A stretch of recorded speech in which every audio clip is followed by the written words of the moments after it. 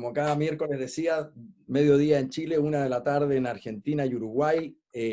Aquí estamos para que conversemos abiertamente de salud mental, este programa, esta iniciativa que ya llevamos un tiempo haciendo. Este creo que es nuestro quinto programa, Danilo. ¿Usted Creo. que lleva las cuentas siempre? No, no llevo las cuentas siempre, creo que sí. Sí, el quinto programa. En donde aquí nos hemos juntado con Danilo Quirós, psiquiatra, director de la Fundación Neuropsiquiátrica de Santiago, y Sergio Strejilevich, director de área, atención e investigación en trastornos del ánimo desde Buenos Aires, Argentina, para que podamos darle a lo mejor una vuelta de tuerca, para estar a tono con el tema, a los temas de salud mental en el sentido de poder hablarlos de una forma que pudieran ser un aporte, que pudieran ser una contribución para la gente en general que pueda estar interesada en los temas de salud mental. Y hoy día nos hicimos el propósito de hablar de un tema que justamente uno se pregunta, ¿cómo vamos a hablar de qué es la angustia o de la angustia? Cuando la angustia es como la palabra más usada y manoseada quizás que uno puede imaginarse, no solo en los ámbitos de la salud mental, de la medicina, de la psicología, sino que en cualquier parte. Eh, ¿Quién no sabe lo que es la angustia? Y como tantas cosas, si bien es una palabra de nuestro diccionario y la usamos para muchas cosas, también es un término médico, es un término psiquiátrico, que algunos dicen, he tenido angustia, doctor, y no ansiedad, y ahora estoy ansioso. O sea, es un término médico que sin embargo lo usamos bastante erróneamente, confusamente. La verdad es que todos creemos saber lo que es la angustia y hoy día justamente lo que pretendemos es clarificar de qué se trata realmente cuando hablamos de angustia. Es lo mismo que ansiedad y en qué consisten estos dos términos. Eh, y bueno, yo les tengo que contar una pequeña historia antes de que partamos, porque hoy día vamos a tener, además, como siempre, uno de los dos panelistas permanentes tiene un área de especialidad mayor, ¿no? Y en este caso, el doctor Quirós, yo les puedo anticipar que de ansiedad sabe mucho. La ha estudiado, la ha tratado, la ha visto por muchos años. Entonces, vamos a poder conocer un poco las profundidades del tema de la angustia y clarificar los conceptos. Pero yo les quiero contar una historia cortita, y es que en la medicina, perdón, en la psiquiatría, justamente para tratar de parecernos al resto de la medicina, hace mucho tiempo que la psiquiatría viene tratando de ponerle algo más concreto a lo nuestro, no sé si se entiende, ¿no? Tenemos todos estos prejuicios que seguro ustedes muchos los tienen también, que en la psiquiatría todo es así medio poco claro, medio etéreo, como todo es medio subjetivo. Entonces, en realidad, se pregunta. Ahí tengo un audio que entra, perdón. Entonces, muchas veces nuestros colegas médicos nos, nos, nos descalifican incluso por esto de que nosotros hacemos diagnósticos sobre la base de cosas poco tangibles, poco comprobables. No hay una resonancia magnética, no hay una radiografía miserable que nos permita decir, mire, sí, aquí esta persona está con angustia y esta angustia es patológica y hay que tratar.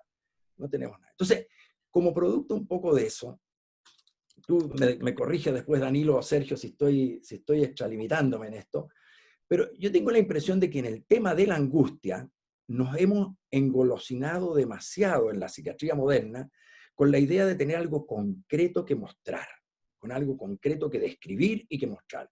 ¿Y qué puede ser más concreto, más real que un ataque de angustia, en donde uno le puede decir a la persona que viene a la consulta de uno, mire, lo que usted está teniendo es la activación de un reflejo que tenemos los seres humanos, que es un dispositivo que se dispara cuando se entra en peligro. Y cuando usted está en peligro, por ejemplo, cuando va por un callejón y viene alguien con un cuchillo en el sentido inverso, o cuando usted se está dando vuelta en el auto, lo que le pasa ahí a usted es que el reflejo para protegerse del peligro se dispara, y entonces usted va a tener dos cosas. Una, susto, miedo a que le va a pasar algo malo, y como consecuencia de que su cerebro se enteró de que está en peligro, va a echar a andar un mecanismo para justamente protegerlo frente al momento, que es que usted tenga harto oxígeno en los músculos para poder pelear contra el peligro o arrancar del peligro, y eso explica todo. Y la persona que lo viene a ver a uno dice, me hace todo el sentido del mundo. La verdad es que eso es lo que me pasa a mí. Yo bruscamente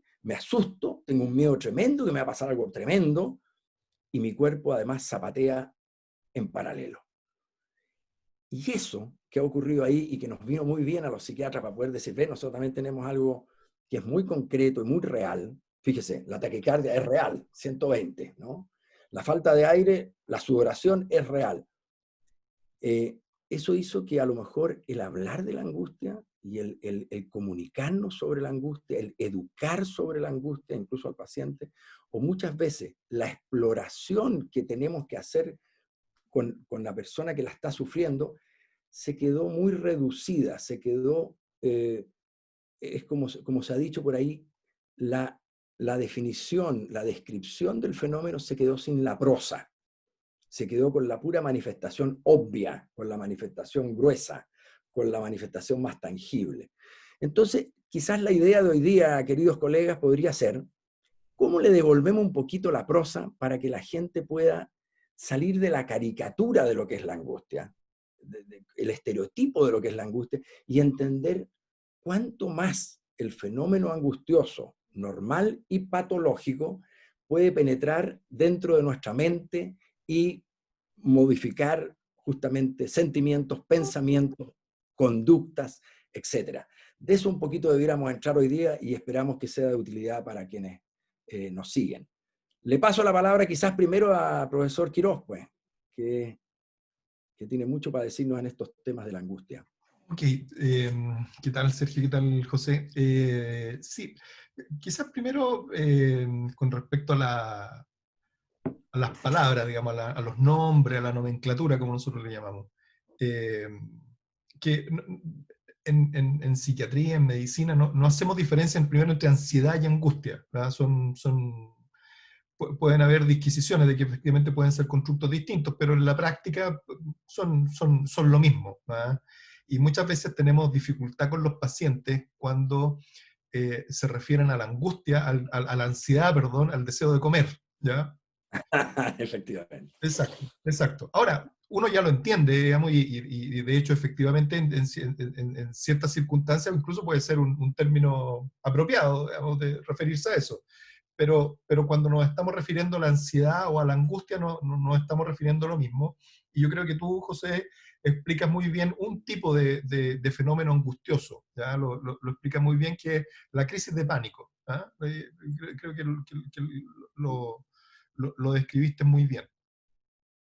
Y yo creo que eso permite también derivar en cuáles son las partes o los componentes de la crisis de pánico, ¿ah? Para ir entendiendo Perdona Danilo, ya que estás clarificando, fíjate que acabas de incorporar un tercer concepto que la gente también lo podría confundir o no entender que podríamos estar hablando de lo mismo. Ansiedad, angustia, crisis de pánico. ¿No podría llamarse crisis de angustia? También, sí, perfectamente. Se podría llamar crisis de angustia, ¿ya? Pero la angustia, uno podría incorporar muchos módulos, ¿ah? Con respecto a la angustia, y creo que es importante mirar cuáles son todos ellos, ¿ya? Entonces, creo yo que Dele. la crisis de pánico, en ese sentido, sirve mucho para ejemplificar algunas manifestaciones de la angustia y algunas consecuencias de ese tipo de angustia, ¿ya? Y de hecho, separarlo en estos módulos es un acto arbitrario, porque en general se dan todas las cosas juntas, pero tiene importancia desde el punto de vista del tratamiento, ¿ya? Y en ese sentido, la crisis de pánico probablemente tal es lo que tú describes, es una sensación física, ¿ya? Porque habitualmente siempre comienza, o usualmente comienza como una sensación física, que el cerebro interpreta como que algo muy peligroso estuviese ocurriendo, ¿ya?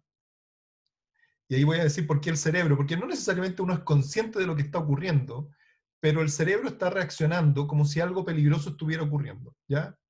La analogía que tú haces, la analogía de que es una crisis de miedo sin que haya algo externo que a uno le esté provocando miedo, es una analogía muy buena, pero en estricto rigor no es correcta, ¿ya? Porque en la crisis de pánico no se activan los fenómenos del miedo como si a uno estuviera frente a un, no sé, un león, ¿ya? No pasa que sube el cortisol o sube la epinefrina de cierta manera. No es el mismo correlato del miedo, ¿ya? Pero sirve para entenderlo, ¿va? Sirve para comunicarse con los pacientes, de que uno está teniendo una reacción, tal como si pudiera estar teniendo una reacción de miedo frente a una situación atemorizante, ¿ah? Me están asaltando y mi cuerpo reacciona de esa manera, pero en una situación en que yo estoy sintiendo palpitaciones, que me falta aire, que tengo sudoración, que la piel se me puso distinta, que tengo una sensación extraña en la cabeza, cuando no está pasando nada que uno evalúe alrededor. Habitualmente la gente cuando tiene esa crisis de pánico que tú mencionas, usualmente ha tenido en la vida, a lo mejor las semanas previas, los meses previos, pero muchas veces en forma sostenida en el tiempo, episodios similares pero de magnitud pequeña. Es decir, de pronto está comiendo, no sé, y de pronto, no sé, comí algo, tuve la sensación de que me quedó un grano de arroz en la garganta y de pronto estoy sintiendo algo extraño. Siento que me está ocurriendo algo, trago saliva, tomo un poquito de agua, a lo mejor me paro, voy al baño, para ver si está pasando algo raro, vuelvo y no pasó nada. Y no pasó nada. Y eso es todo, ¿ya? ¿Cuáles son los componentes de eso? Los componentes son, uno, la sensación de que me está pasando algo extraño físico, en este caso la sensación de la asfixia, de que a lo mejor me puedo estar atorando, y una preocupación de que algo me va a ocurrir. Eso a los pacientes con pánico muchas veces refieren que eso les pasa por meses y a veces años, de que cada cierto tiempo tienen estas sensaciones. Y de hecho puede ser, no necesariamente la gente que tiene pánico, hay gente que no ha tenido pánico y que le pasa eso mismo. Bueno, puede ser la sensación esta de asfixia, así de estoy tragando algo y me pasa algo extraño, pero puede ser sensación de ahogo o de opresión al pecho. Puede ser que cuando vaya manejando y en una curva o me metí a un túnel y de pronto siento la sensación de que me mareo de una forma especial y tengo la preocupación de que a lo mejor me puedo marear y qué pasa si me desmayo, a lo mejor tengo que disminuir la velocidad, a lo mejor me pongo un poquito más aprensivo respecto a que me está pasando algo, pero no pasa más que eso, ¿ya? Y ocurre. Bueno, esas son pequeñas crisis de pánico, uno podría llamar. Perdona, Danilo, o como dicen algunas personas, no es que me pase algo, pero no me gustan los túneles cuando hay tráfico. Claro, Solo no me gustan. exacto, pero yo estoy hablando del fenómeno previo, estoy hablando del fenómeno cuando una persona tiene una sensación física, de nuevo, la sensación de que me atoro, la sensación de palpitación, una sensación extraña en la piel, una sensación extraña en la cabeza, ¿ya? Una sensación extraña de que, ¿sabes qué? Voy en el auto, voy en la micro, voy en el metro y creo que tengo que ir a orinar, o creo que tengo que ir al baño a defecar, ¿eh? Y pasa, ¿ya? Así como eh, un minuto, segundos, ¿ya? Y la sensación de que va a pasar algo, pero no ocurre nada, ¿ya? Perfecto. La crisis de pánico es eso multiplicado por 100, ¿ya? O sea, es la sensación de que me voy a ahogar, me falta respiración, me estoy mareando, mi cabeza está distinta, me estoy sintiendo extraño, despersonalización o desrealización, como llamamos nosotros. Me voy a marear y me voy a desmayar o voy a perder el conocimiento, o tengo estas sensaciones en la piel que son extrañas y mis músculos se están agarrotando, ¿ya? Y todo esto me está ocurriendo y lo que yo pienso es que me está dando un accidente vascular o que me está dando un infarto. No pienso que estoy teniendo una crisis de pánico, ¿ya?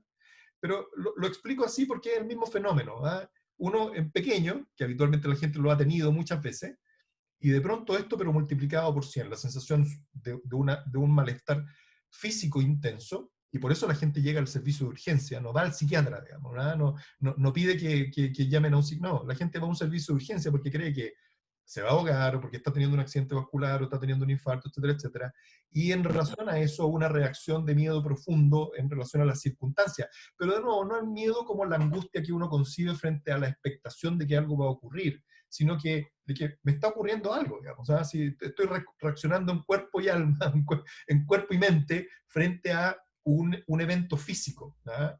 Y Te esa es cuento, la te crisis de cuento pánico. una anécdota, te cuento una anécdota que puede servir a lo que estás describiendo, Danilo.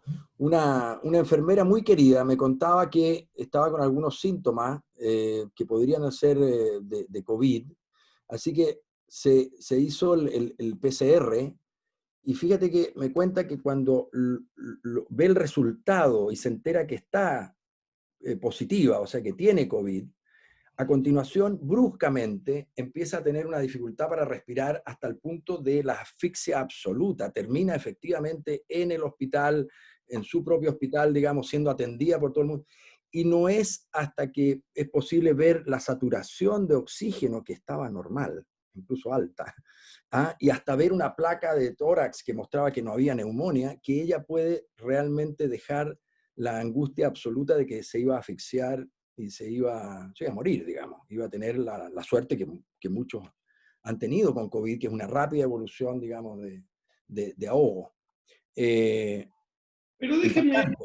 Estamos hablando de una enfermera, alguien que sabe muy bien de la biología del asunto y de lo que es real, de lo que no es real, y sin embargo no pudo parar de sentir el apremio más inminente que iba a costarle la vida hasta que la demostración fuera objetiva, documentable, etcétera, etcétera. Sí, Sergio. pero déjeme ponerme como del lado del posible público, digamos. Yo creo que justamente la crisis de pánico o la crisis de ansiedad es como lo que vos decías al principio, José, lo que se logró objetivizar. Y le podemos contar a la gente que uno de los fenómenos, esto lo sabe mejor Danilo, fue cuando pudieron hacer crisis de pánico experimentales con calcio y con hiperventilación, es decir, generar de la nada en un modelo experimental algo que suponían que requería un proceso psicológico muy complejo. Pero yo me imagino que el problema de la gente está más centrado en cómo diferenciar, y esto capaz es en argentino y no tanto en chileno o en otro tipo de español, la angustia, que es esa sensación de sobrecogimiento, un peso especial en el pecho, una sensación de gravedad especial, es decir, como todo está más pesado que de costumbre, el pecho no se expande, y que puede darse en una situación como la que estamos viviendo hoy en la Argentina. Entramos en cuarentena estricta de nuevo, hay problemas para circular, incertidumbre económica, cayó el 26% del PBI, todo parece que va a ser muy duro en el futuro, entonces uno está... Y reservamos capaz la palabra ansiedad, y sé que es artificialmente y no así en psiquiatría, para cuando eso se traduce en otros síntomas, ¿no? Cuando empieza una taquicardia, cuando empieza la dificultad de quedarse quieto, cuando la atención focal se dispersa y solo estoy así como saltando de un lugar a otro. Y me parece que es ahí donde hay mucha dificultad en ver esta angustia que yo siento. ¿Es lógica? ¿Es lo que debería acompañar una persona en estas circunstancias, como la tristeza en un entierro o la alegría en un cumpleaños? ¿O dónde eso ya empieza a ser algo que está más para la consulta, para el terreno de la psicología, para verlo con un médico? Creo yo que el punto que tú planteas, Sergio, está nada, muy, muy atingente, y de hecho partimos por el pánico, porque estamos tratando de definir los fenómenos angustiosos patológicos, ¿ya? Y todos estos esfuerzos por definir fenómenos patológicos eh, son arbitrarios, porque todas estas cosas, como decía yo al principio, también se dan en un continuo, ¿ya? Y el continuo, por una parte... Salvo el pánico salvo el pánico, que tiene auras, digamos, pero el martes a las 2:15 de la tarde... Tuve un ataque. Claro, pero mira, pero el continuo, o sea, ¿por qué sirven las operacionalizaciones, digamos? Sirven porque tienen implicancias terapéuticas, ¿no? O sea, y por eso creo que es importante entender las diferencias, ¿ya? Porque lo que tú refieres es la angustia que uno pudiera considerar normal, ¿verdad? Que es la reacción física y emocional frente a una situación que te genera incertidumbre, temor, inquietud, Pero yo etc. nunca ¿Ya? estuve tan angustiado como ahora, doctor. Dígame. Pero espera, vamos para. Entonces, eso produce toda esa reacción física que tú describes, digamos, ¿ah? Principalmente la gente, uno refiere a la angustia aquí o acá, ¿ah? En el abdomen, ¿ah? Así que es la expectación, y eso es lo A la que uno llama garganta. expectación ansiosa, ¿ya? Me tomé un examen de COVID y mañana me dan el resultado. Sí, ¿ah? Eso es normal, ¿ya? Eso es normal, ¿ya? Pero eso de nuevo, se da en un continuo con estas otras cosas que estamos viendo. ¿Y cuáles son los otros fenómenos? Los otros fenómenos que uno considera patológicos, pero de nuevo, no son completamente patológicos porque también se pueden dar en un continuo hacia la normalidad. De hecho, yo estaba mencionando la crisis de pánico en la que tú mencionas, José, pero la gente que tiene pánico habitualmente ha tenido estos otros avisos, ¿ya? Que son las manifestaciones en pequeño, digamos, de lo mismo, multiplicado por varias veces, ¿ya? Seguido a lo cual, hay personas que pueden seguir experimentando esos ataques de pánico, ¿ah? Y en ese sentido, después sale a la calle y tiene una crisis de pánico, o está viendo la televisión, tiene otra crisis de pánico, y entre medio, entre una crisis y otra, puede no tener nada en especial. Pero la mayor parte de las personas, y ahí es donde se le llama trastorno de pánico, empiezan a desarrollar efectivamente esta expectación ansiosa, ¿ya? Que en el caso del pánico se llama ansiedad anticipatoria, que es la expectación ansiosa de que vaya a ocurrir eso de nuevo, ¿ya? Ahora, el que vaya a ocurrir eso de nuevo no necesariamente ocurre en relación a tener nuevamente la experiencia completa del pánico, ¿ya? Que es una alternativa. No me quiero sentir como me sentí ese día martes a las 3 de la tarde cuando abrí el sobre y me pasó eso. Ok, puedo desarrollar miedo a eso, y esa es la expectación ansiosa de volver a tener ese episodio, pero también puedo tener ansiedad anticipatoria o expectación ansiosa, que es la anticipación de tener los síntomas que precedían la crisis de pánico, por los cuales mi cerebro reaccionó. Vale decir, y aquí hay que hacer la reconstitución de escena, digamos, ¿verdad? La persona que tuvo pánico por primera vez, ¿ya? Lo que estaba haciendo es que estaba comiendo, y cuando estaba comiendo tuvo una sensación extraña en la garganta, ¿ah? La sensación de que había un grano de arroz que de pronto pudo haberlo atorado, y viene el miedo a la asfixia, ¿ya? La persona que iba por el túnel, ¿ah? De pronto sintió en el túnel una sensación extraña en la cabeza, como un mareo, o cuando dio una curva muy cerrada, sintió una cosa extraña en la cabeza, y que esa sensación efectivamente precedió a lo que vino después. Bueno, la gente puede desarrollar miedo, hablemos de miedo ahora, anticipación, ansiedad anticipatoria, expectación ansiosa, frente a no volver a tener lo mismo que tuve anteriormente, pero también frente a lo que antecedió a eso. Y en ese sentido, cada vez que yo voy a comer y tengo la sensación de comer algo que me puede atorar, que me puede producir atoramiento, un pedazo de carne, ¿ya? Granos de arroz, maní, ¿ya? Cosas que pueden producir ese tipo de sensaciones.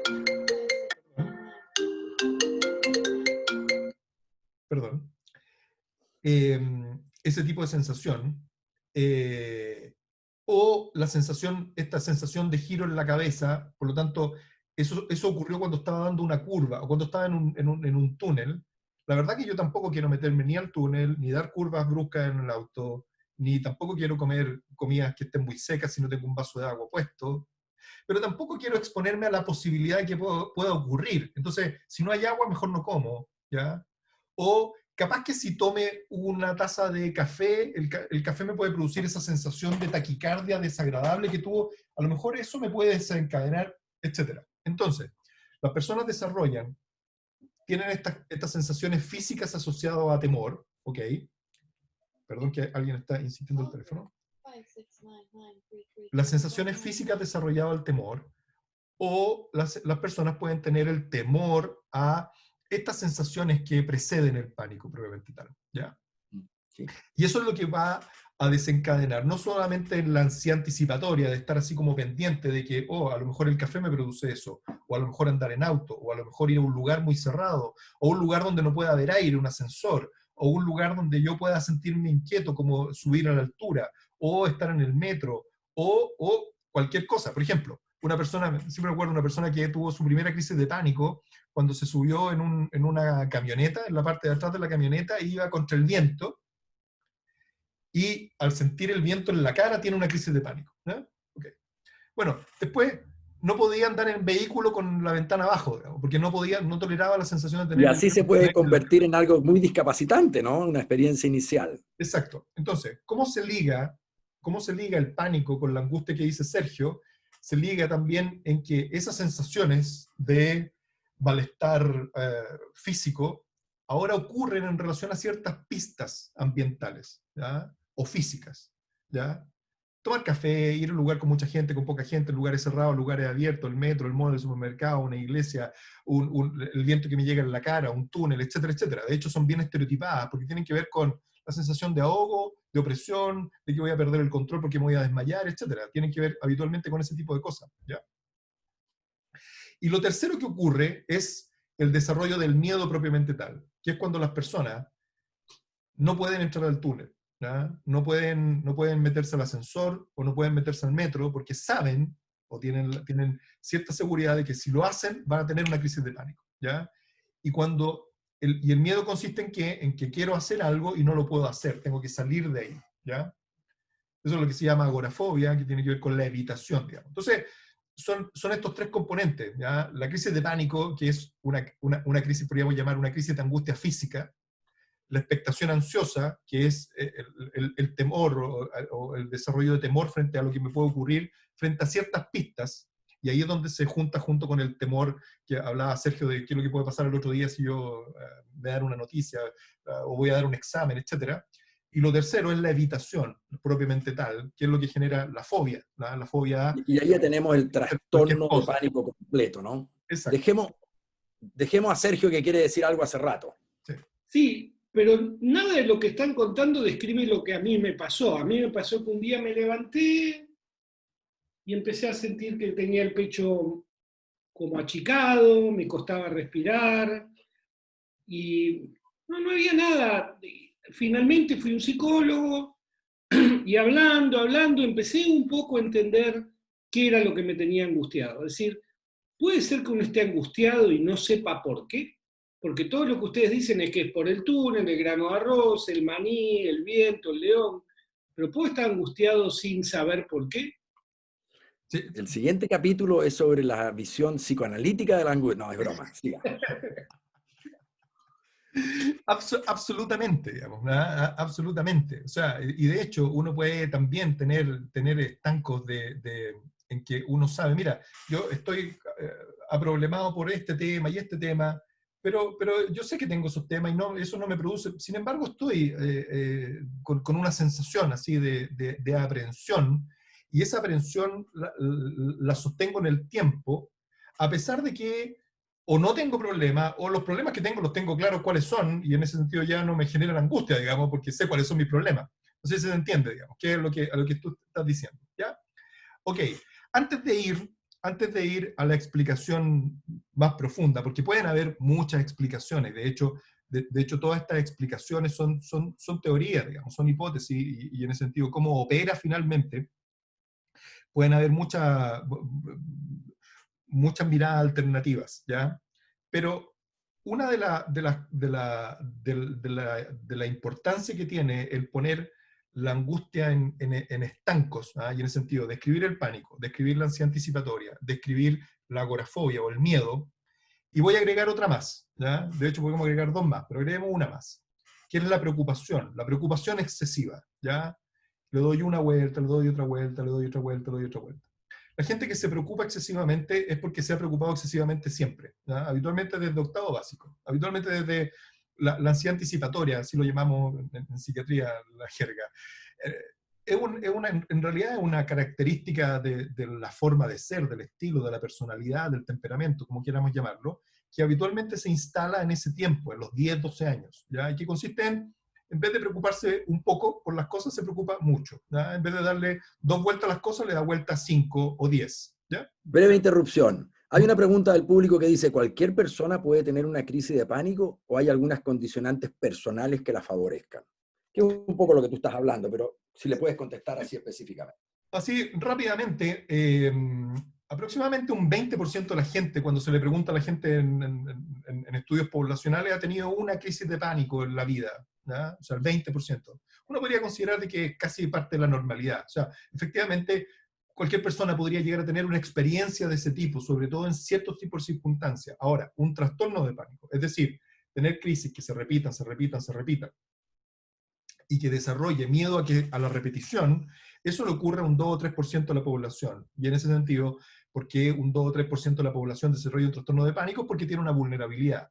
Esa vulnerabilidad habitualmente son, como todas las cosas en psiquiatría, en cierto nivel biológico, genético, hay otros aspectos cognitivos que pueden estar relacionados, hay otras teorías bien interesantes que ocurren precisamente en esa época, en cómo los centros respiratorios y otras cosas se terminan de madurar a los 10, 12 años. Bueno, hay varias explicaciones, pero sí, uno tiene que tener cierta vulnerabilidad para desarrollar un trastorno de pánico, ¿ya? Pero dejando el pánico, porque el pánico, fíjate, es tan alaraco, no alaraco, porque la persona que lo está viviendo tiene la certeza de que está a punto de morirse, pero es tan escandaloso que es poco probable que alguien tenga pánico y quede desatendido, que nadie se encargó, que nadie lo ayudó, que no llegó finalmente a lo mejor a un psiquiatra, porque va a haber llegado seguro al servicio de urgencia y probablemente alguien lo humilló y le dijo, nah, está en su cabeza esto, no tiene nada. Él se estaba muriendo, pero no tiene nada. Y no es verdad, tiene algo que no está en el corazón, pero tiene algo y es mucho. Pero el pánico, como digo, nunca va a quedar totalmente desatendido por lo escandaloso que llega a ser. Pero ¿qué pasa, como decía Sergio, con las personas que sencillamente la pasan menos bien en la vida porque se preocupan más de la cuenta de cualquier cosa?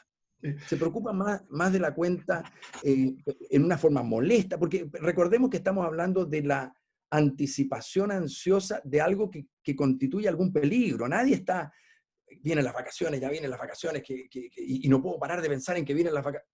No, estamos hablando de algo que siempre tiene algo de persecutorio, ¿no? Algo paranoico, podríamos decir. La angustia siempre anticipa algo que me puede hacer mal, que es una amenaza.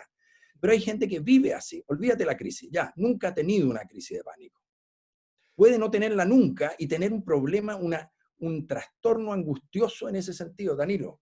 Sí, pero ahí es donde cuando decimos hay que recuperar la prosa, estos cuentos hay que contarlos en largo, porque si uno define solamente estos estancos no se entiende muy bien.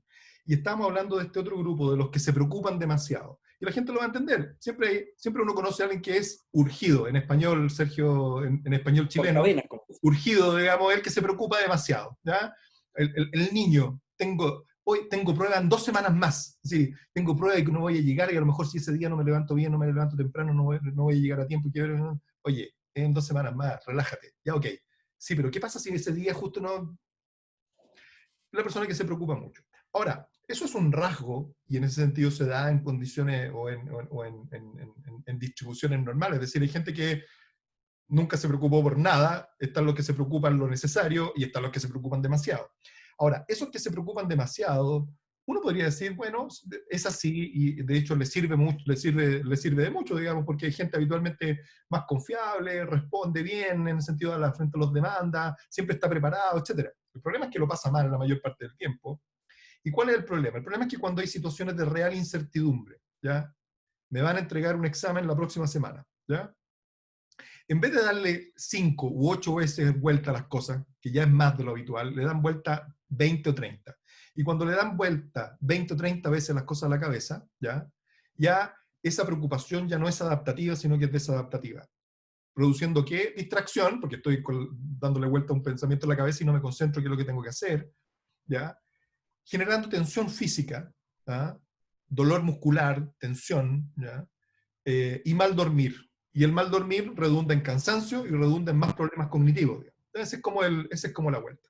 ¿Y eso puede ser angustia nomás, Danilo? ¿No, eso no es obsesivo, como diría alguien por ahí? Eso está en línea del obsesivo, ¿ya? Uno también podría plantear dimensiones en el sentido de que esto, si uno lo lleva al extremo, uno podría decir, esto se parece al trastorno obsesivo compulsivo, ¿ya? Pero en vez de tener obsesiones, tienen solamente pensamientos, pero ahí hay un continuo. Pero lo que estamos tratando de conversar ahora es cuál es el continuo con la normalidad. Y todas las cosas que estamos conversando, quizás con excepción del pánico, la preocupación excesiva, darle mucha vuelta a las cosas en la cabeza. Hablamos que la crisis de pánico le puede ocurrir a cualquiera, la sensación de que tengo algo que a lo mejor me va a pasar algo y estoy un poquitito tenso de que me puede ocurrir algo, ¿ya? La preocupación sobre no exponerme a eso que me puede producir algo o el temor a la crisis de pánico. y el temor, el miedo, digamos, a no subirme al metro, al mall, al supermercado, lugares con mucha gente, con poca gente, etcétera, etcétera, que es consecuencia de eso, la agorafobia, todas esas formas, ¿ya? Todas esas 4 formas que hablamos, están en continuo con la normalidad, ¿ya? Y en ese sentido, ¿cuál es el punto? Y aquí voy a responder a lo que decía Sergio. Puede ser que uno despierte en la mañana y esté así con algo que me produce malestar y que yo no sé qué es lo que es. Y uno dice, sí, y aquí es donde esta diferenciación sirve. ¿Por qué razón? Porque eso no lo produce la preocupación, ¿ya? La gente con ansiedad generalizada, que es preocupación excesiva, se siente tensa, tiene dolor muscular, duerme mal, ¿ya? Está preocupado y en ese sentido sufre por lo que está preocupado, ¿ya? Está distraído porque tiene la cabeza en eso, ¿ya? Pero, pero la preocupación no desarrolla miedo, ¿ya? ¿Qué es lo que desarrolla miedo? ¿O qué es lo que a uno lo tiene como loro en el alambre? ¿Qué es lo que a uno le produce esa sensación de que estoy ahí? Es cuando uno adquiere una fobia o cuando uno adquiere temor, y el temor uno lo adquiere a las cosas, ¿ya? No a las ideas, a las cosas. Entonces, para que esa persona que dice Sergio amanezca en la mañana y amanezca como que está con el agua al cuello, ¿ah? Está como, es porque probablemente dentro de su angustia, veremoslo en genérico, dentro de lo que le está ocurriendo, probablemente es porque ha desarrollado algún temor a algún tipo de cosa. ¿A qué me refiero?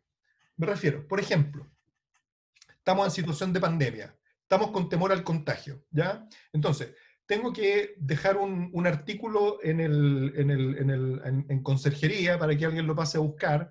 Entonces, nada, mascarilla, guante, etcétera, y salgo con cierta aprensión, ¿ah? Porque de pronto me puede ocurrir algo, subo al ascensor y el ascensor de pronto se abre y entra más gente y me provoca una cierta, me tiro hacia la esquina, bueno, dejo mis cosas, vuelvo, o sea, estoy relatando relatos de la vida cotidiana, nada, no pasó nada, ¿ya? Salvo exponerme a una situación que efectivamente me produce temor o aprensión. El día siguiente me dicen, oye, tienes que ir a buscar algo a la conserjería, y uno dice, tengo que ir a buscar algo a la conserjería, ¿ya? Ahora, Sí, pero espera. Ahora, ¿a qué adquirí el temor? ¿El temor es ir a la conserjería? No. El temor o esa sensación física en general se condiciona, perdonen la palabra, se condiciona con el ascensor, las manillas, los pasillos, la mascarilla, etcétera, ¿ya? No es a la idea de contagiarme y verme en una UTI Listo, claro. con ventilador artificial, o sea, con ventilación mecánica. No, eso produce preocupación y aprensión, que ya dijimos, produce tensión y mal dormir, ¿ya?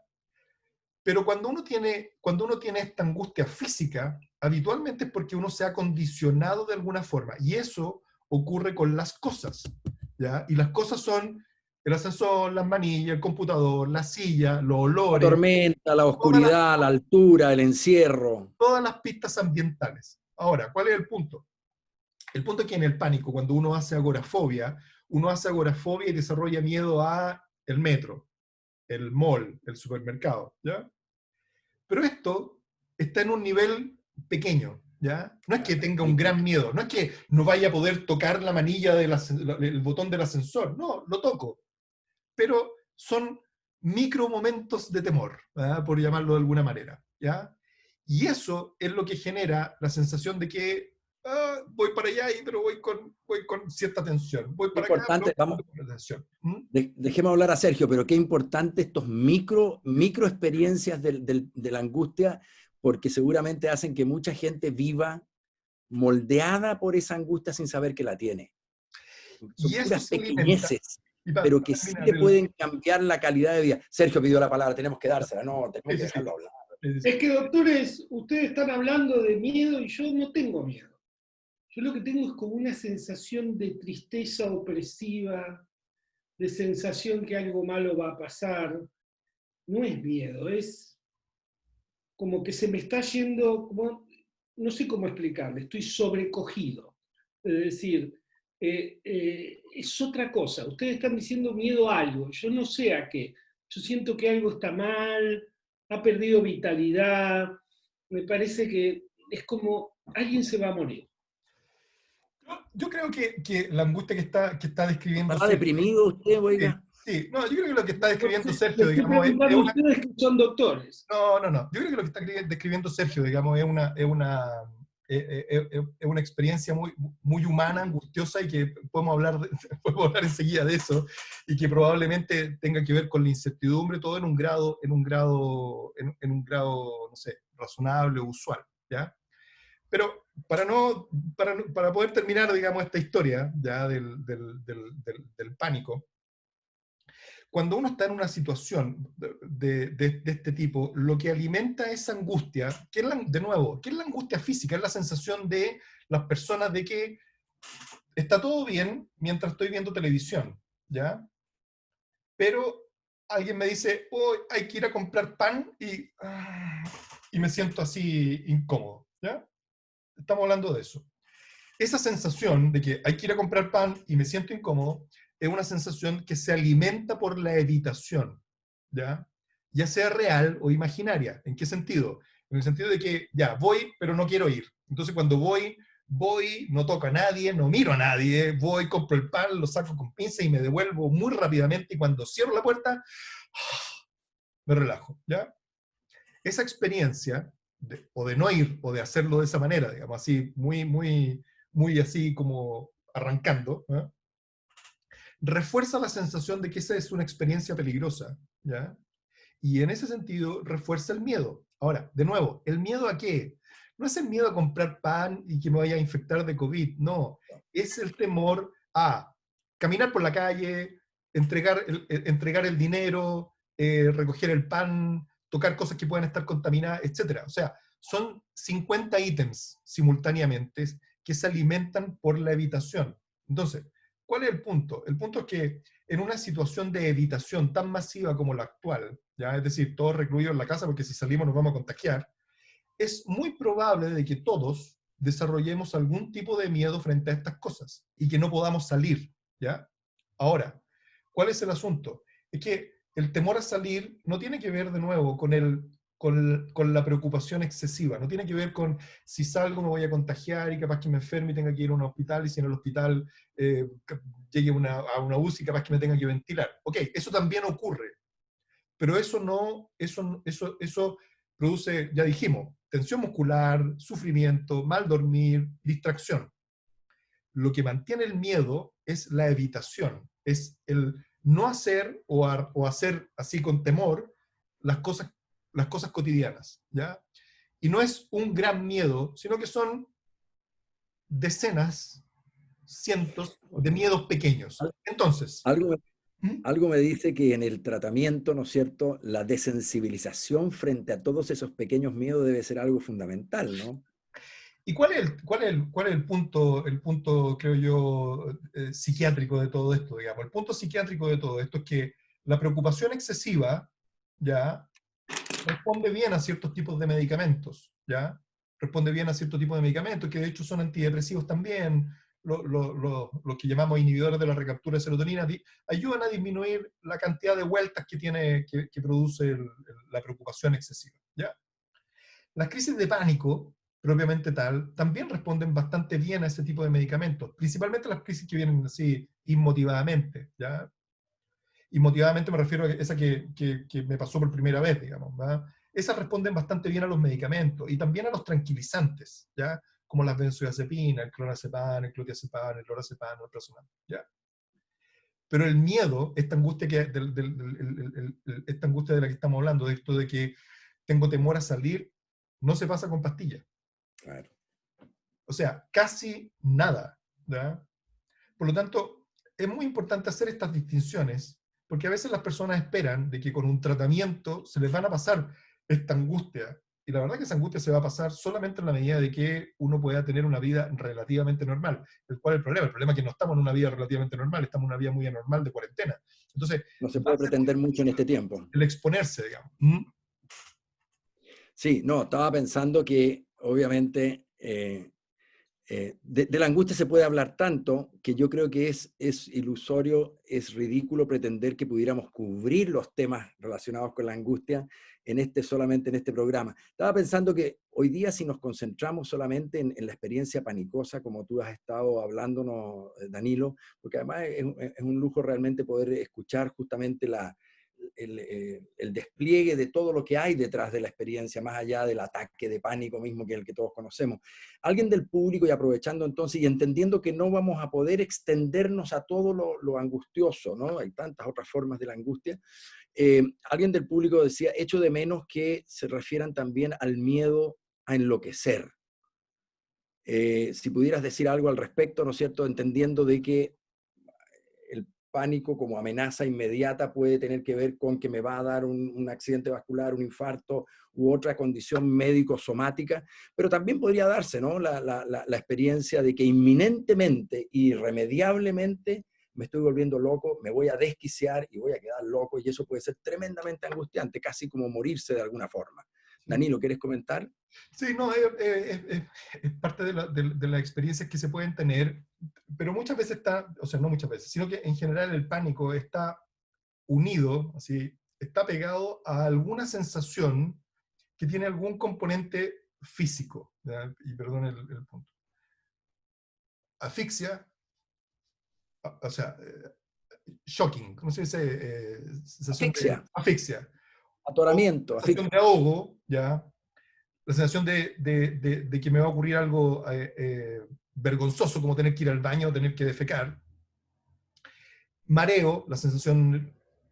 Y hay algunas, y en ese sentido, esa sensación va acompañada de la sensación de que me va a dar un infarto y tengo que terminar en un servicio de urgencia. Hay otras personas que tienen sensaciones que en algún sentido son físicas, digamos, que son la desrealización y la despersonalización, que son sensaciones muy desagradables habitualmente, pueden no ser tanto, hay personas que no les produce tanto, pero pueden ser muy desagradables, que son sensaciones de extrañeza, ¿ya? De que son difíciles de describir. ¿Ah? Sensaciones, me siento extraño en mi cuerpo, digamos, o siento que no estoy en mi cuerpo, siento que estoy como afuera de mi cuerpo. Típicamente las sensaciones que describen como de cercana a la muerte y ese tipo de cosas. Y ahí, en ese contexto, muchas veces las personas tienen la sensación de que me voy a volver loco, ¿ya? Porque me voy a quedar así, me voy a quedar despegado, digamos, de cierta manera, ¿ya? Hay gente que dice que el común denominador de todas estas cosas tiene que ver con la pérdida del control, en el sentido de que es la sensación de estar perdiendo el control de una manera irrefrenable, ¿ya? Y creo que es una buena manera de describirlo, porque para muchas personas el pánico es dependiente muchas veces de la sensación de control. ¿A qué me refiero? Por ejemplo, pacientes que están cursando, están en el medio de una crisis de pánico y están sintiendo que van a perder el control, y de pronto entra el hijo chico a la habitación, ¿ya? Y por un momento la persona se le pasa el pánico, ¿ya? Te ordena. Se ordena, ¿ya? Y le dice, no, salga así, no está pasando nada, no está pasando nada, y se va y ¡fum! Vuelve el incendio, a lo mejor no de la misma manera y todo. Aquí a lo que me refiero, de que efectivamente hay algo en que en ese momento la cabeza está concentrada en lo que le está pasando al cuerpo. Por eso la sensación física en el pánico es tan importante, o la sensación de desrealización y de despersonalización es tan importante. Porque si la persona por algún momento puede poner su atención en otro lado, en este caso en el niño que entró y yo tengo la sensación de que tengo que cuidarlo a él, y no, esto se pasa, ¿ya? Y puede ser así. Y es igual Saca de real, igual la de... lupa de la hipervigilancia, ¿no? De hacia Exactamente. adentro. Exactamente. Entonces sí, la sensación esto de la locura puede ser parte de la manera en la cual las personas sienten en medio de una crisis de pánico. Y volviendo de nuevo a lo que decía Sergio, yo creo que lo que Sergio está tratando de describir es la interfase con la angustia que uno pudiera llamar normal, digamos, ¿verdad? No sé si está hablando de eso, digamos, ¿verdad? O sea, en el sentido Sí, de la persona pero que en esta situación tiene un poco de incertidumbre, tiene un poco de sufrimiento, tiene un poco sí, pero de malestar físico, ¿ya? Asociado a la pero tensión. ¿Mm? Es que es argentino también, entonces tiene el bueno, psicoanálisis más no, pero no es incorporado. de psicoanálisis. Yo creo No, que no, es que a veces la angustia puede estar pegada a la congoja, es decir, a la sensación cuasi normal del sentimiento de pérdida, ¿no? Es decir, y puede aparecer en el contexto de una pérdida. Como por ejemplo pelearse con un novio, con una pareja, estar en peligro del empleo. Es La decir, muerte de alguien querido. y entonces, Pero yo creo que lo que tú dices, Sergio, digamos, yo creo también señala... para. Ya. La pregunta es, ahí no hay urgencia. Es decir, claramente no hay una necesidad urgente de asistencia. Es decir, es un límite muy finito, capaz puedo hacer las cosas como siempre, pero como nadando en dulce de leche, sin la sensación de entusiasmo y de regocijo que habitualmente me puede acompañar. Y no estoy deprimido porque puede ser que esté un poco más sensible, llore, pero no estoy normal. Es decir, estoy así acongojado, preocupado. Y yo creo que es un borde muy complejo, porque cuando tengo una crisis de pánico consulto y consulto con quien sea, es decir, puedo salir corriendo acá, hay una pregunta muy buena del público, ¿cómo manejar una crisis de pánico en alguien que esta vuelta no quiere ir a un hospital? Esta es una muy buena pregunta, no sé si tenemos tiempo, pero esta otra también, es decir, porque, ¿qué hago? ¿Consulto, no consulto, espero? ¿Cuánto tiempo tengo que esperar? ¿Cuánto es normal que me pase esto? ¿Sí? ¿Cuáles serían los indicadores de que esto está caminando? Capaz no a un trastorno de ansiedad, capaz a una depresión, pero hoy cuando me preguntan, yo lo que siento es angustia, no estoy sintiendo tristeza mayúscula o falta de energía, o no tengo idea suicida, no es que veo todo negro, pero es como que se me hubiera muerto mi papá y no sé qué pasó, digamos. Y yo cuando se murió mi papá pude seguir trabajando todo, pero tengo algo de esa sensación de se me corta el aire, Hay suspiro, pacientes que dicen, claro, no estoy sin aire, pero ando respiroso. respiroso, suspiroso, decimos acá. Yo también. Sí, sí, sí. No, la pregunta yo creo que es abierta, porque es así, o sea, es una duda, sobre todo teniendo presente de que probablemente hay ciertas intervenciones farmacológicas, por ejemplo, una benzodiazepina, ¿ya? Que va a ayudar con ese tipo de angustia, ¿ya? La pregunta es si es correcto, si es proporcional agregar un fármaco para una reacción que la verdad, hasta donde tú la describes, digamos, no es patológica, digamos, ¿ya? Pero ¿quién define eso? ¿Cuánto tiempo uno aguanta el malestar? Es una situación que es muy individual, así de persona a persona, y tiene que ver con la desadaptación. Quiero ir sobre la pregunta de qué hacer con la crisis de pánico propiamente tal, porque creo yo que puede ser muy importante. Si una persona tiene el diagnóstico de trastorno de pánico y tiene crisis de pánico, y cada vez que tiene una crisis de pánico cree que le está dando un accidente vascular y tiene que ir a un servicio de urgencia, lo que hay que tratar de primero aclarar, y creo yo que sirve, por lo menos con mi paciente sirve, es decir, a ver, ¿cuál es la importancia de las crisis de pánico? Ninguna. Ninguna, digamos, ¿ya? O sea, uno lo pasa mal, ¿ya? Uno cree que se va a morir, pero una vez que se pasa la crisis de pánico, nace y muere ahí, ¿ya? En términos del... Ah, ¿se muere? ¿Se muere con la crisis? la crisis. Y eso dura un rato, ese rato habitualmente son unos pocos minutos, ¿ya? En general no más de 5 minutos, no más de 10 minutos debiera durar una crisis de pánico. Lo que sigue más allá es todo el cortejo de temor de haber tenido una experiencia cercana a la muerte, ¿ya? ¿Cuál es la importancia del pánico? ¿Cuál es la importancia del pánico? La importancia del pánico es todo lo que viene después. Es el desarrollar miedo a no querer comer carne, no querer comer arroz, no querer ir a la misa, no querer ir si es que voy a misa, no querer ir a lugares cerrados, lugares abiertos, a ir al túnel. Lo que se llama conductas de evitación. Ese es el problema del pánico. El problema del pánico es después no poder tener vida normal, no poder salir de la casa tranquilo. Digamos. Ese es el problema del pánico, no la crisis de pánico. ¿Cuál es la importancia de la crisis de pánico? Ninguna. ¿No? O sea, en el sentido de que, aparte de que lo paso muy mal y siento que me estoy muriendo, pero la verdad que es una reacción física que se prende, se apaga y que más allá de eso no ocurre mucho más. ¿Qué es lo que va a hacer? Danilo, podríamos decirle a esta persona que contestó que en estas circunstancias es, dado que es un cuadro que no requiere atención médica en el sentido de aparatología ni ninguna cuestión concreta, si ya sabe que está teniendo una crisis de pánico, es razonable no ir a un hospital y ponerse en contacto telefónico con alguien. Exacto. Muchas veces el poder comunicar y escuchar a alguien que lo va calmando funciona o lo acompaña en el periodo lógico de la crisis, es decir, la Lo crisis como... acompañe, tomarle la Espérate, espérate. mano, Y distraer. con mucha responsabilidad, digamos, las dos escenas que yo me puedo imaginar como de gran relevancia, el no subdimensionar el que pudiera estar habiendo algo más grave, sería, ¿estoy teniendo un infarto o es una crisis de pánico? Porque si es un infarto, más vale que me vean en un servicio de urgencia y puede ser la diferencia entre vivir y morir. Y la otra es, si tengo síntomas de COVID y sé que estoy con COVID o algo así, y ha habido un aumento muy marcado en mi dificultad para respirar, obviamente que esa es una situación que requiere de atención médica, porque ese es el curso además que tiene esta infección. No, eso, ¿no? En el sentido No, de que no. El la punto, persona el que dice punto, tuvo el punto, una José, crisis de pánico hace 4 horas, obviamente eso no es una crisis de pánico, 3 horas sí. tampoco, 2 horas No, tampoco. el punto que tú pones, José, es súper importante. Oiga. Estamos hablando de personas que saben que tienen un trastorno de pánico y saben que lo que le está ocurriendo es una crisis de pánico. Sin embargo, la crisis de pánico consiste en que la persona cree que se va a morir por lo que le está ocurriendo. ¿Ya? Entonces, ¿qué es lo que va a ocurrir en el servicio de urgencia? Estamos hablando de personas que ya están diagnosticadas. Lo que va a ocurrir en el servicio de urgencia es que le van a hacer un chequeo general y le van a dar probablemente una benzodiazepina. ¿Ya? Lo van a humillar probablemente. No sé.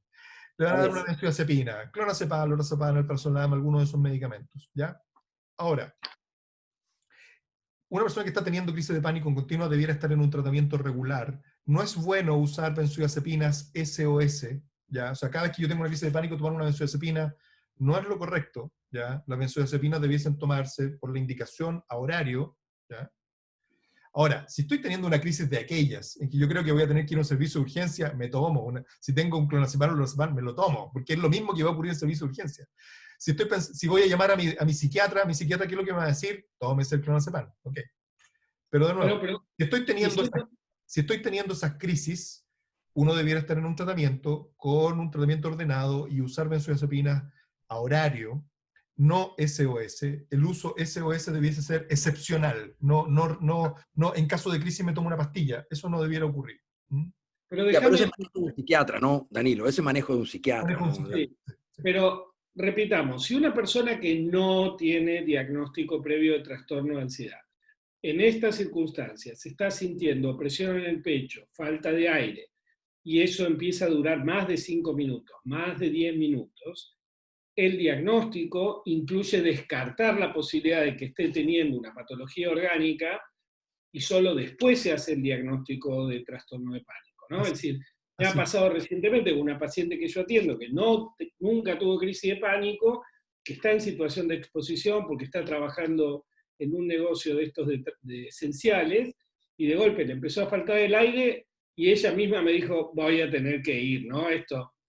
Yo estoy segura que hay crisis de pánico. Le digo, sí, pero anda, que te vean, porque ninguno de los dos podemos, porque lo cierto es que más allá de la sensación de falta de aire, de la crisis de pánico en sí mismo, donde la sensación es de ahogo, en estos momentos la ansiedad misma puede dar esta sensación suspirosa o de respiración restringida, constreñida, que es una sensación inicial del COVID también, cuando está empezando a haber una saturación no adecuada.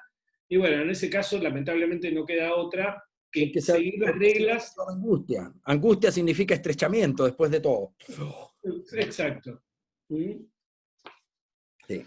Oye, estamos hace rato en la hora, Sí, sí, hace rato. un poco, no porque no nos hayan impedido parar, sino porque no nos para nadie, parece, para hablarnos a nosotros. Sí, hay un Este, par de preguntas muy buenas. muy buena. Hay alguien que dice, ¿cuál es la diferencia con un ataque de histeria? Danilo, ¿qué probabilidad hay de que alguien que esté teniendo una crisis de angustia genuina y verdadera, la manifestación sea con escándalo público y con eso, ¿no? Y con gran descontrol conductual? No, yo no incorporaría ni el término ni el diagnóstico diferencial, la histeria, digamos, como parte de lo que haya que... Las distintas personas pueden reaccionar de maneras diferentes, ¿ya? Y en ese sentido, el pánico puede verse de forma distinta en distintas personas, y lo que habitualmente, tanto la gente que sufre pánico como otras personas, tienden a decir, ah, es pánico. No, la gente está creyendo que se va a morir, ¿no? O sea, tú contaste el caso de una enfermera sabe de qué se trata y sin embargo creía que se estaba muriendo. O sea, no es que creo que me estoy sintiendo angustiada como si me fuera a morir, no, no, no, cree que se está muriendo, por eso va al servicio de urgencia, digamos, ¿ya? Entonces, no está por lo menos en la primera y segunda vuelta, y además la palabra histeria yo entiendo en el contexto general, digamos, pero no creo que haya que pensar qué tanto puede haber de simulación o de ganancial o de alguna otra cosa. Allá va la pregunta, yo creo, ¿no? Exacto. Por lo menos ni en la primera ni en la segunda, ni nada de lo que estamos hablando, digamos, es parte del diagnóstico de lo que haya que diferenciar, digamos. ¿Ya? Lo digo, ¿no? Porque el drama queen, o el drama king, ¿no es cierto?, que le llaman a personas que son muy histriónicas, no tiene que ver con el fenómeno del que hoy día estamos hablando. Estamos hablando de otra cosa. Y puede Sergio, ser que una persona vaya, no sé, en un taco, por ejemplo, en un taco, muchos vehículos, y de repente siente que no puede, y se para y sale del auto y se manda a cambiar. Y eso no es un ataque, es un ataque de pánico, pasa muy mal. Y cada uno reacciona a estas cosas con la personalidad que tiene. Es decir, hay gente que cuando tiene la crisis de pánico se hace una bolita y queda ahí sudoroso, casi catatónico, así, esperando la muerte sin hacer escándalo. Y hay gente que entra a los servicios de urgencia, a los manotazos y pidiendo que lo atiendan ya y pasándole por encima a otros pacientes. Es decir, y es pánico igual. Yo creo, queridos colegas, que dejamos puesto ahí el tema de la angustia de otra forma, las fobias, qué pasa con la gente que tiene angustia social o fobia social, se trata de otra enfermedad. Yo creo que hay mucho que puede ser de interés del público y quizás démosle una vuelta, pero a lo mejor con eso debiéramos volver eventualmente a hablar de tantas otras formas de angustia que pueden aquejar a la gente y que hay que distinguirlas también de la normalidad, porque así como la angustia normal y la angustia patológica como el pánico tienen una gran espacio entre medio, uno podría decir, ¿y alguien es tímido o tiene fobia social? ¿Cuál es la diferencia? ¿En qué consiste? ¿Cuándo hay que actuar? Todo eso. Palabras de cierre solamente, Sergio y Danilo. 2 palabras cada uno. No, ninguna, que yo creo que que cuidado con la ansiedad normal, es decir, y cuidado con ofrecerla inadecuadamente a un inicio de tratamiento. En este momento la ansiedad normal es una cosa que compartiéndola con alguien con un poco de sensatez y con un poco de calidez y de empatía, debería transitarse normalmente. Eso no significa que haya que empezar un tratamiento, ni tomar un fármaco, nada. Todos estamos en una situación de enorme incertidumbre, con algunas manifestaciones no acostumbradas, que no hay que asustarse, que esto de que todos nos vamos a volver locos y qué sé yo, es una idea justamente inadecuada, ansiosa, que está circulando. Para aumentar, ¿no? Nada, al contrario, está bien, hay que estar alerta, eso me hace acordarme de poner el barbijo, de lavarme las manos, de no circular con la torpeza habitual con que lo hago, ¿no? Es decir, como decía Danilo, estoy un poco más atento a los pasos que hago. Es un momento, y eso no quiere decir que yo sea un paciente, quiere decir que soy una persona que la está pasando mal como tantas, ¿no? Como todas. Sergio, fuerza con la cuarentena. Danilo, para cerrar. Sí, no, yo creo que tenemos que hay harto más para hablar sobre la angustia y siguiendo lo mismo de Sergio, e incluso en estas formas que parecieran ser patológicas, y con eso me refiero al desarrollar temor y al desarrollar tensión cuando tengo que ir a la panadería, son cosas que le pueden ocurrir a cualquiera en situaciones especiales. Y esta es una situación especial. Es decir, todos nosotros podemos desarrollar algún grado de fobia a salir, ¿ya? Y eso, de nuevo, tampoco nos convierte en pacientes. Es decir, eso no necesariamente tiene que pasar por el psiquiatra. Es parte de lo que le puede ocurrir a cualquiera. Algunos con más facilidad, a otros no con tanta facilidad. Pero, ¿cuál es el antídoto para eso? El antídoto para eso es tratar de tener vida normal y estar lo más expandido posible geográficamente. Es decir, desenvolverse.